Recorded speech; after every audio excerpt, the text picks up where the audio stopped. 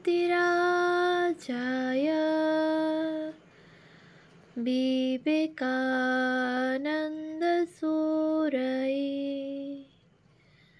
सच्चित्सुखस्वरूपाय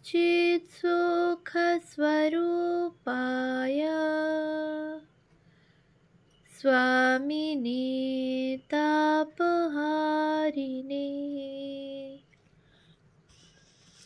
পূজনীয় শ্রী শরৎচন্দ্র চক্রবর্তী মহাশয়ের রচনা স্বামী শিষ্য সংবাদ গ্রন্থ থেকে পাঠ, পৃষ্ঠা সংখ্যা 176, অষ্টম বল্লী, স্থান বেলুড় মঠ, নির্মাণকালে বর্ষ 1898, বিষয় ব্রহ্মচর্য রক্ষার কঠোর নিয়ম। সাত্ত্বিক প্রকৃতি বিশিষ্ট লোকই ঠাকুরের ভাব লইতে পারিবে। শুধু ধ্যানাদিতে নিযুক্ত থাকাই এই যুগের ধর্ম নহে, এখন চাই উহার সহিত গীতোক্ত কর্মযোগ। বর্তমান মঠ বাটি নির্মাণ হইয়াছে, সামান্য একটু আধটু যাহা বাকি আছে তাহা স্বামী বিজ্ঞানানন্দ স্বামীজির অভিমতে শেষ করিতেছেন। স্বামীজির শরীর তত ভালো নয়, তাই ডাক্তারগণ তাহাকে নৌকায় করিয়া গঙ্গা বক্ষে সকাল সন্ধ্যায় বেড়াইতে বলিয়াছেন। নড়ালের রায়বাবুদের বজরাখানি কিছুদিনের জন্য স্বামী নিত্যানন্দ চাহিয়া আনিয়াছেন। মঠের সামনে সেখানা বাঁধা রহিয়াছে। স্বামীজি ইচ্ছামতো কখনো কখনো ওই বজরায় করিয়া গঙ্গাবক্ষে ভ্রমণ করিয়া থাকেন। আজ রবিবার, শিষ্য মঠে আসিয়াছে এবং আহার আনতে স্বামীজির ঘরে বসিয়া স্বামীজির সহিত কথোপকথন করিতেছে। মঠের স্বামীজি এই সময় সন্ন্যাসী ও বাল ব্রহ্মচারীগণের জন্য কতকগুলি নিয়ম বিধিবদ্ধ করেন। গৃহস্থদের সঙ্গ হইতে দূরে থাকাই ওইগুলির মুখ্য উদ্দেশ্য ছিল, যথা পৃথক আহারের স্থান, পৃথক বিশ্রামের স্থান ইত্যাদি। ওই বিষয় লইয়াই এখন কথাবার্তা হইতে লাগিল।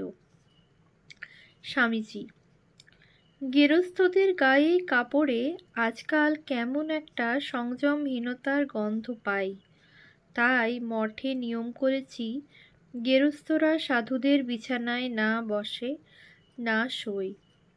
আগে শাস্ত্রে পড়তুম যে ঐরূপ পাওয়া যায় এবং সেজন্য সন্ন্যাসীরা গৃহস্থদের গন্ধ সইতে পারে না। এখন দেখছি ঠিক কথা। নিয়মগুলি প্রতিপালন করে চললে বাল ব্রহ্মচারীদের কালে ঠিক ঠিক সন্ন্যাস হবে। সন্ন্যাস নিষ্ঠা দৃঢ় হলে পর গৃহস্থদের সহিত সমভাবে মিলেমিশে থাকলেও আর ক্ষতি হবে না। কিন্তু এখন নিয়মের গণ্ডির ভেতর না রাখলে সন্ন্যাসী ব্রহ্মচারীরা সব বিগড়ে যাবে। যথার্থ ব্রহ্মচারী হতে হলে প্রথম প্রথম সংযম সম্বন্ধে কঠোর নিয়ম পালন করে চলতে হয়।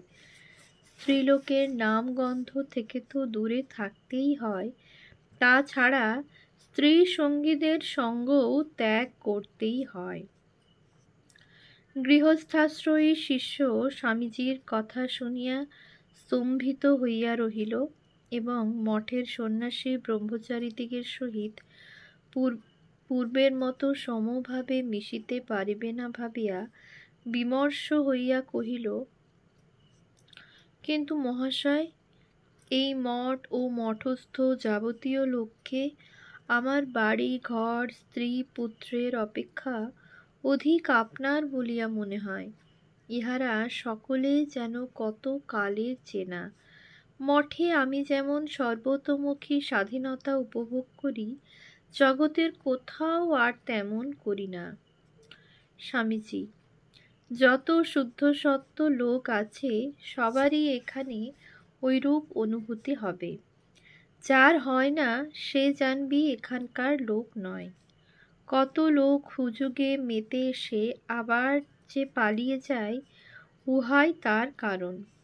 ব্রহ্মচর্যবিহীন দিন রাত অর্থ অর্থ করে ঘুরে বেড়াচ্ছে, এমন সব লোকে এখানকার ভাব কখনো বুঝতে পারবে না, কখনো মঠের লক্ষ্যে আপনার বলে মনে করবে না।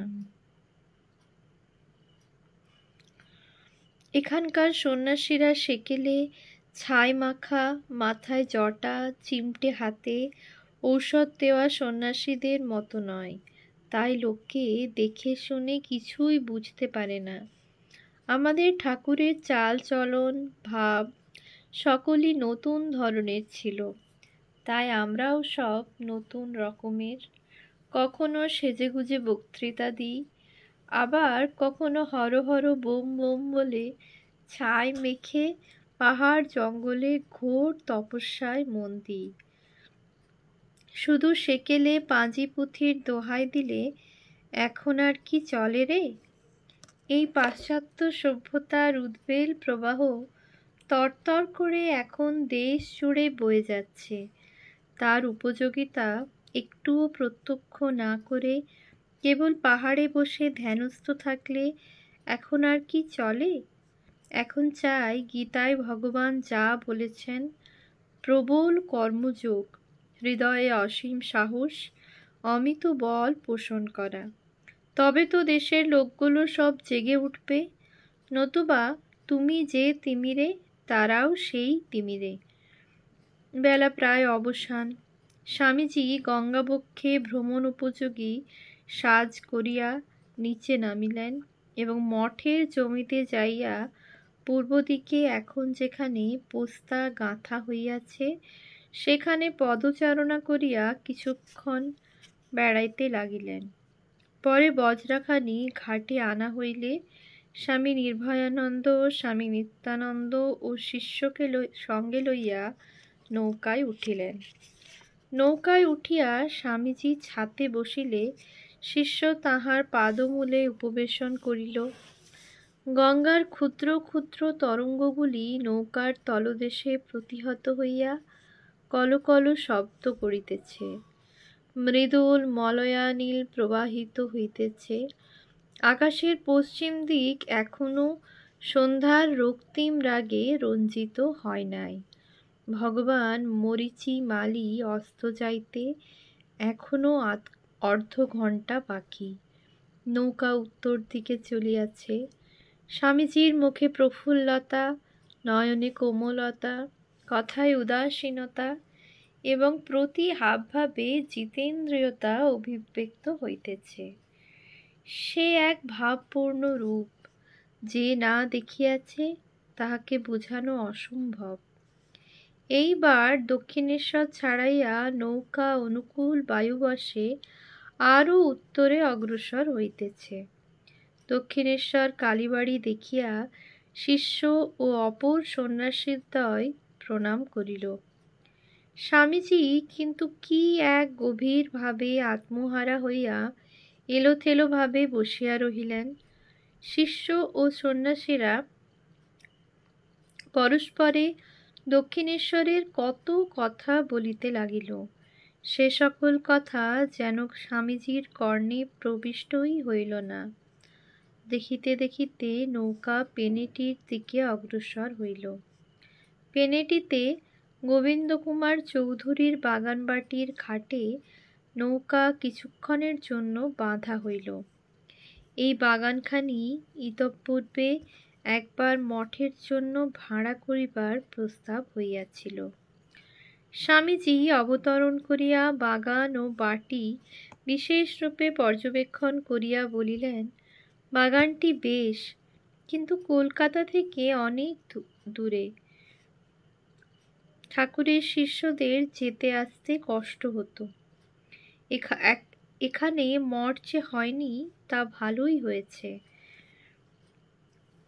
এইবার নৌকা আবার মঠের দিকে চলিল এবং প্রায় 1 ঘণ্টাকাল নৈশ অন্ধকার ভেদ করিয়া চলিতে চলিতে পুনরায় মঠে উপস্থিত হইল। ওম শান্তি শান্তি শান্তি। হরি ওম। तत्सत्। श्रीरामकृष्णार्पणमस्तु।